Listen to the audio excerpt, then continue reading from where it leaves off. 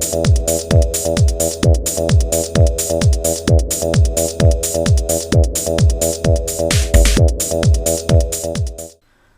folks, today I'd like to take a casual peek into the Lord of the Rings, the Two Towers, Super-Poseable Helm's Deep Aragorn action figure set by Toy Biz. This set is part of the Trilogy Edition of Lord of the Rings action figures and was originally released in 2004. I found this set at a website called puzzlezoo.com, and I'll post a link in the description down below. And I found it for $7. Taking a look at the package here, you can see that this is the Trilogy Edition packaging with the narrow rectangular packaging as opposed to the Half Moon packaging of the first three Lord of the Rings sublines. And you can see it's pretty neat. It's got some script going around the packaging here. I'm not sure what script that is. I don't know if it's Tengwar. I can't recognize it. And but you can see the figure here in the packaging, and it is superposable with 32 points of articulation on there. It's kind of neat. Taking a look here, you can see the back of the packaging, and up above here is a description of the Super-Poseable Helm's Deep Aragorn on there, and down below you can see an artist's rendition of how to use the accessories, which is very informative there. Now we'll be right back and have the Helm's Deep Aragorn out of the package. Okay, we're back and we have the Helm's Deep Aragorn out of the package, and we'll go ahead and take a look at the accessories. So there are two accessories that come with the Aragorn figure. And the first one we'll take a look at here is the Elvish blade that's behind the figure here in the sheath. And if you remember in the movies, or at least the extended edition of the movies, this is the same blade that Celeborn gives to Aragorn in Lorien. And it's also the same blade that Aragorn sticks Lurtz with in the leg on there. Pretty neat, and it's got an edge to it here. Kind of cool. The next accessory we have here is the Ranger sword that Aragorn carries throughout the three movies until he gets the reformed shards of Narsil or Anduril once it's reforged. But this is the Ranger sword on there. This one's a little bent on there. Hopefully some hot and cold water will fix this and bend it back into shape. Interesting that the handles are green. I remember in the movies of them being black on there. Pretty bendable there. Pretty much soft plastic on there. Now let's go ahead and take a look at this Super-Poseable Aragorn figure, and it's actually quite neat. I just have really one major issue with this, and it's with the articulation at the shoulder joints here. It's super articulated, but the range of motion on these shoulder joints is very, very limited. You really can't get the arm any higher than that, and you can't get it any lower than that.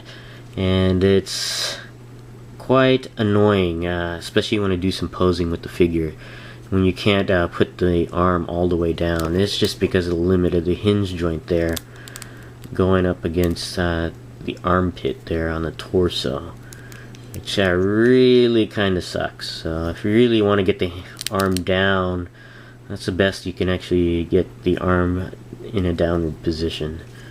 Really disappointed with that. But otherwise, other than that, it's a very nice figure. Very well sculpted, lots of detail in this guy. On here, you can just take a look at the head sculpt for Aragorn here. And if you've seen my previous Lord of the Rings videos, you'll know that I've never really been happy with the head sculpts for Aragorn. And I think it's because the actor that plays Aragorn, Viggo Mortensen, he has a different face from different angles. And I think it's just kind of difficult to really get his likeness down in figure form. And most of the figures of Aragorn are just really way off. This one's pretty close, not as close as the Horse and Rider set that comes in the, I believe it's the Two Towers Horse and Rider set of Aragorn. But this one is actually pretty close, and it's pretty nice. It's nice and detailed. I like the beard is painted on there, and the hair is made of a softer plastic, rubbery plastic, so it doesn't impede the articulation on there. And you even have some of the soft pieces here hanging over his eyes there. It's actually kind of neat. You can see some more detail on the figure here. He has his tunic. You can see the Evan Star, which is sculpted into the figure. You can see some of the chainmail underneath the tunic there. And the wrist guards that he takes from his deceased companion Boromir. You see the white tree of Gondor there. Pretty neat. You can see the ring of Bara here on his finger there to prove his lineage. If you can get into focus there. There you go. Very nice detail. And continuing on, you got the belt here, nice sculpt. You got the scabbard here. It's got some nice detail on the scabbard. Very cool. Of course, the sheath to the elven blade there. Very, very nice. Nice and detailed on there. It doesn't pick up in the video, but there is a slight wash to define the straps going around the sheath there. It's kind of cool. Some more chainmail hanging out here, and it's the overhang from the tunic here is split on the sides, which is kind of cool to allow more posability of the figure on the legs. Of course, you got some of the detailing here on the boots, the weathering on there from his journey throughout Rohan on there as part of the Three Hunters. Very, very cool. Just really disappointed with these arms here. I don't know if there's anything I can do to actually maybe shave this off a little bit more to allow more clearance. I'm not sure. But for a superposable figure, that's just really kind of disappointing with those arms not allowed to hang loose there or down in a neutral position there. But very, very cool detail and sculpt on here. Now, going over the articulation, the head does go all the way around, does go up and down, and you can see the hinge joint underneath the chin there. The arms do go all the way around. It's a little tough on here, and they, like I said, they do go about that down that far and up about that far. The bicep area has a swivel, so it can go all the way around. Double hinge joints at the elbows, which is very cool. The hands on this one is very stiff, but they do go all the way around, at least on this hand here. And both hands do have hinge joints, so they go in and out. The right hand on here, the first two fingers do go in and out on a hinge joint, but the rest of the fingers and the thumb are pre-posed. And on this hand here, all the fingers are joined, but they can go in and out on there. The torso is on a hinge joint, which is rather loose. On here, it was actually quite stiff until it kind of popped, loosened from some of the paint on there. But it does go up and down on there.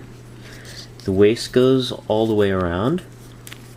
On the legs, you can see here there's a hinge swivel joint at the hips, so it allows the legs to go up, down, not too far to the back due to the tush there, but does go out to the side. There is a swivel cut at the thigh, which allows the leg to go all the way around here at the thigh. Double hinge joints at the knees. There is a swivel cut at the top of the boot. Forgot about that. And the feet has a hinge joint, so it allows it to go up and down, and a bit of ankle pivot there, and the toes do bend up and down.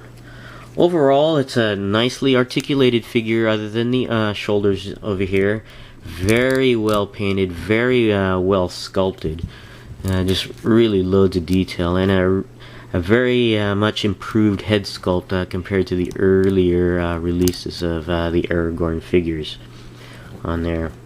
Not as nice as the Brago and Aragorn Horse and Rider set, but still a very nice sculpt. But this is my casual peek into the Super-Poseable Helm's Deep Aragorn from the Trilogy Edition of the Lord of the Rings line of figures. Thanks for watching, and I'll see you guys next time.